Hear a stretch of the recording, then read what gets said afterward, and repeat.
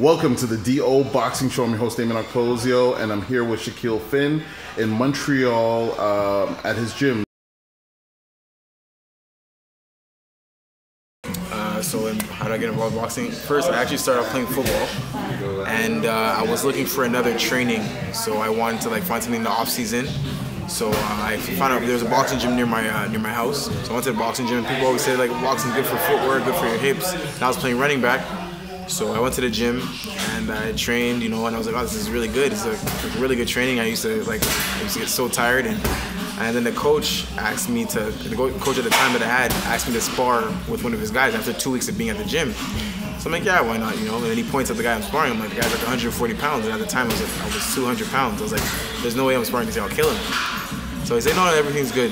So then I go in the ring with the kid, and we spar. So I don't really know much. I just know what I was learning there, and from just play fighting and stuff.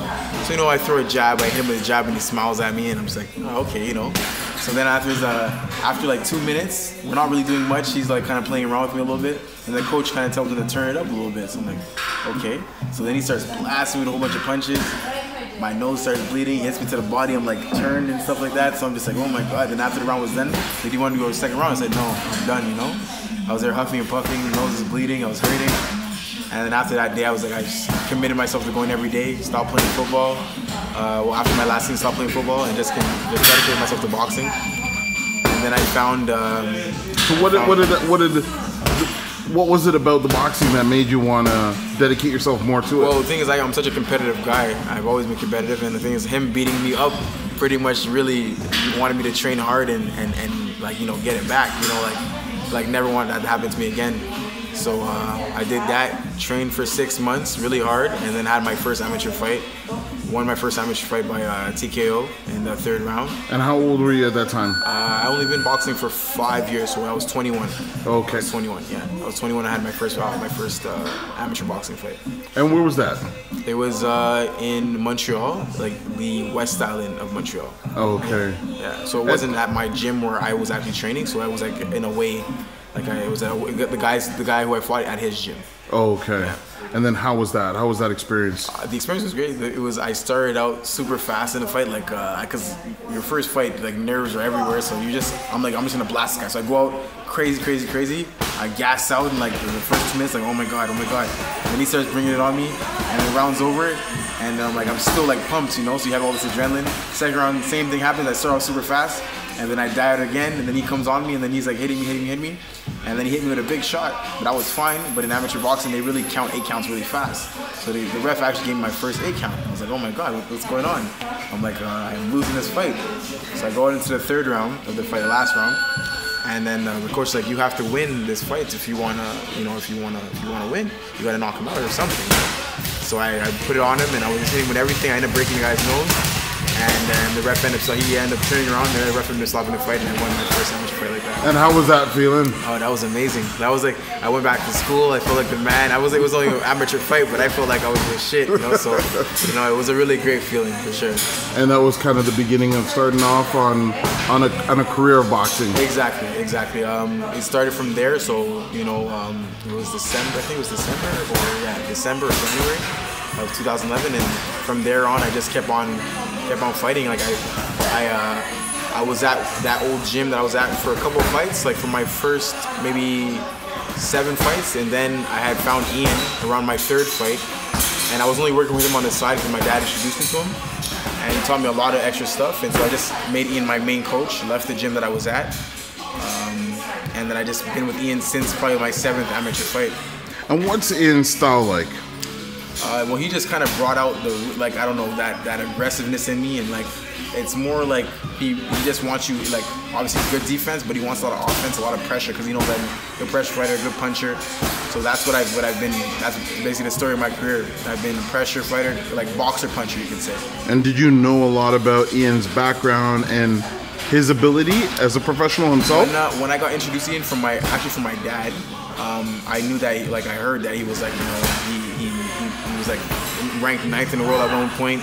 He was highly, he had a good amateur career, good pro career, And you know, I was like, okay, let me see what he can do with me, and he helped me out so much. Not even as just a boxer, as a man too. Growing up, you know, he's taught me a lot of things, and he's helped me a lot.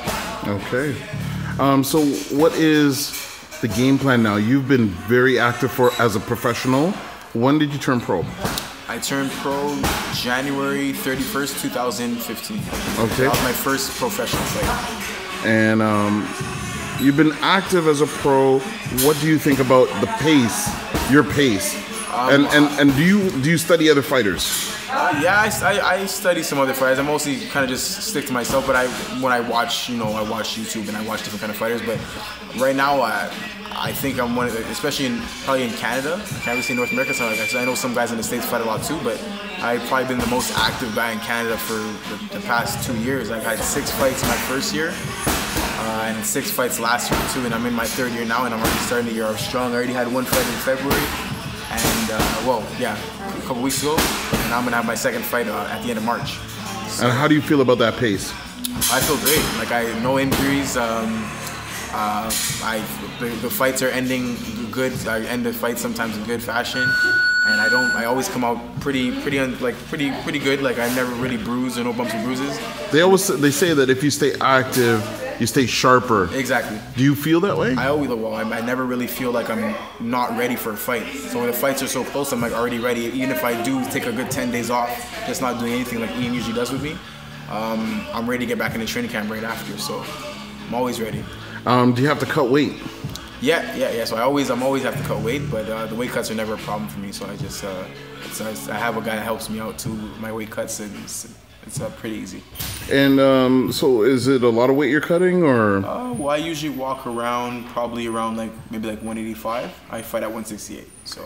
And what's the cheat meal after the weight's made? The cheat meal. Not even a cheat meal. It's like a cheat week. I cheat for like okay, so after you make the cut, like say before the fight. So after the fight is when I really eat crazy. Like before the fight, I just stay easy. Like I'll eat like oatmeal and drink a lot of water, and that's your after cut meal. I carb up, yeah, because I want to get it for the fight. Okay. And because the day before, our weigh-ins are the day before.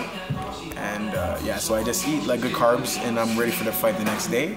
But after the fight, after I have a good win, and I'm always looking. I never go out because I don't club or nothing like that. But I'm always looking for the best place to go eat all the burgers, the fries, poutines, ice cream. You know, and how long does that last? That lasts for like at least a good week. Good week. Others would say more, but I'm gonna keep that a week. and then it's back to staying on. Exactly, back to training when we know what's happening next. We get right back into it. So now that I know, I have 2 dates in mind right now. March 24th, I'm hearing, or March 30th. So we're trying to see which one is the best date. And I'm back. I'm sparring with David Lemieux, getting him ready for his fight with Curtis Stevens March 11th. So I've been his main sparring partner. And we're gonna keep sparring with him, and that keeps me sharp too, because he's a guy you have to stay sharp with anyway, because he punches so hard. So yeah. But yeah, so everything's going well, and I'm ready for. If I had to fight tomorrow, I'd be ready. So. Thanks to Shakeel Phinn for showing us around his gym.